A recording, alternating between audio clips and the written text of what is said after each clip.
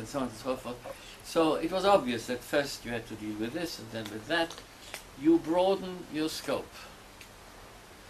Globalization of the Holocaust means that the Holocaust is to be put into context, which is another of Michael Maris's famous expressions. Context of Jewish history, context of anti-Semitism, context of German history, of National Socialism, of European history, of world history, context of genocide.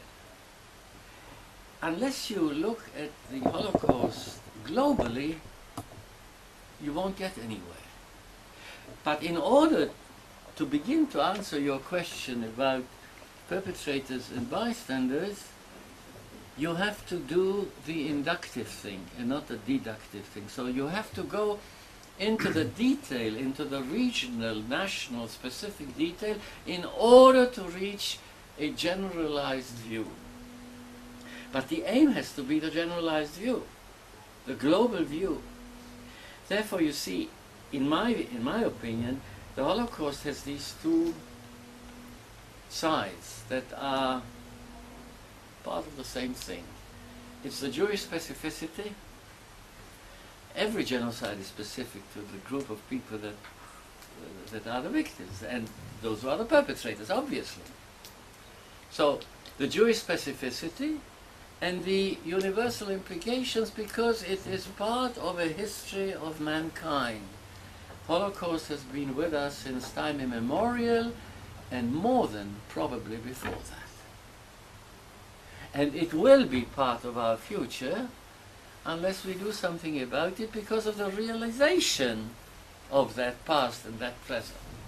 So if you study the what you call bystanders in I don't know, Netherlands, Sweden, wherever, different types, different situations, different reactions,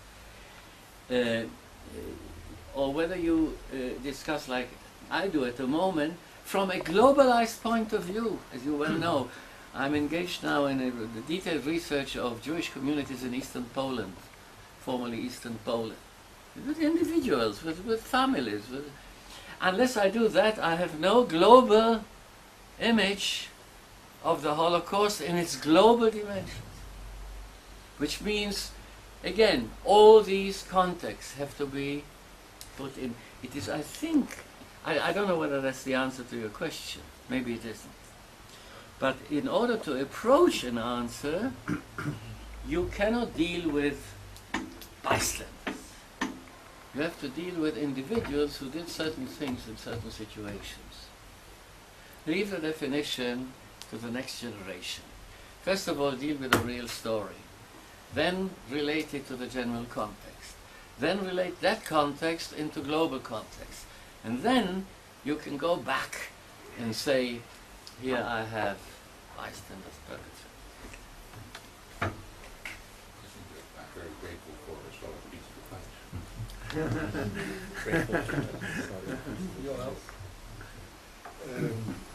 Well, just like very briefly to the last point, the play between the universal and the specific was dealt with by the father of our modern historians, Leopold von Ranke, in 1830, and if you look at his writings, he explains that one has to study the specific in order to reach what he called universal world history at that time.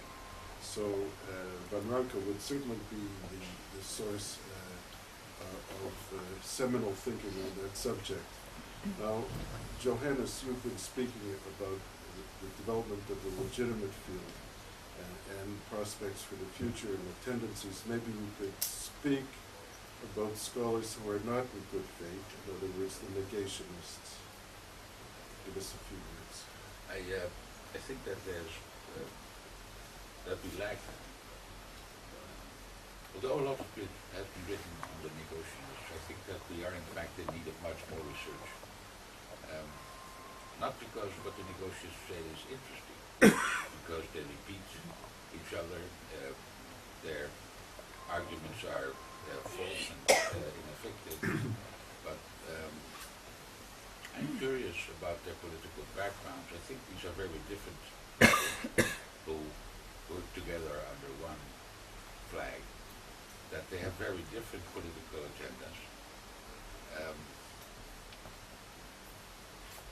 and that it would be worthwhile from the point of view of protecting our public sphere and the domain of debate, to have a more solid body of scholarly research in that particular group, and then in particular focusing on the political agendas of the different subgroups. These I would like to say a few words before thanking you. I think I'm not so, as I deal with the future and not with the past professionally, I'm not so pessimistic about the future of Holocaust research and it being a fashion. I think that the external factors will each time revive it. The first one is, look, few people have done so much for Holocaust research in recent weeks as Ahmadinejad. Whoever wanted to forget about the Holocaust, he was pushed on it by the world media. I mean, did it in a very indirect way, but that's another story. I think the second reason why Holocaust research is going to come up in a major way in the future again, because all these factors which Israel Chani then has broken down of perpetrators, bystanders in various subcategories, these are questions which all the time come up nowadays with the abuse of the human rights discourse. Is a Mary Robinson a perpetrator? Is she a bystander? Is she an accomplice? Is the present Louise Arbour, who is so-called the chair of the Human Rights Commission of the United Nations, which is a highly biased commission, is she a perpetrator? Is she an accomplice? Is she a bystander? These problems come up all the time, the more the intellectuals of today, that covers the elites, which we call the politicians, the NGOs, the media, the academics, who rather than, let's say, foster the advance of knowledge, use the tribunes they have in order to promote ideological ideas. So that's the second reason. A third strong force in favor of Holocaust research is, of course, the breakdown of values in Germany.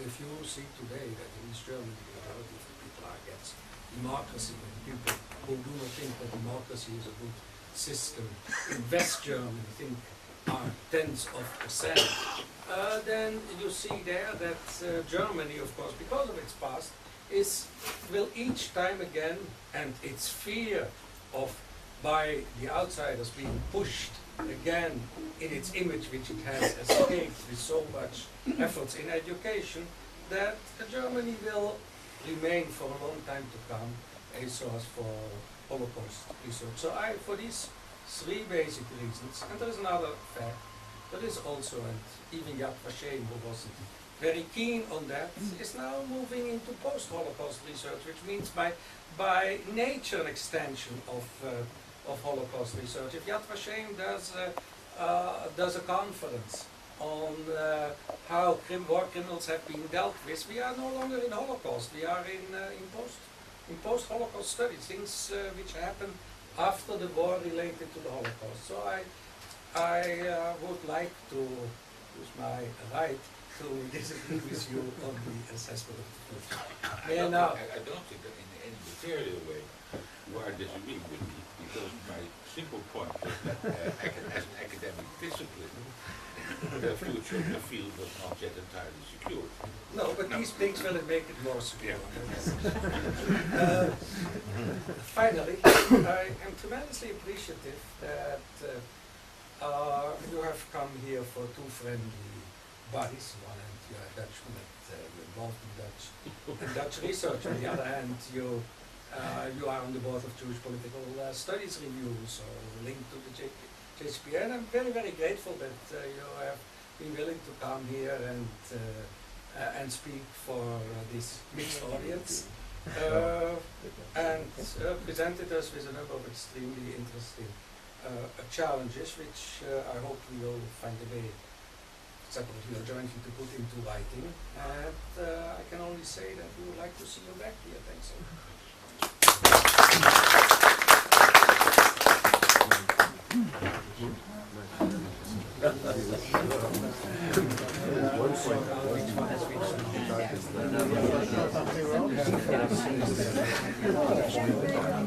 Did you get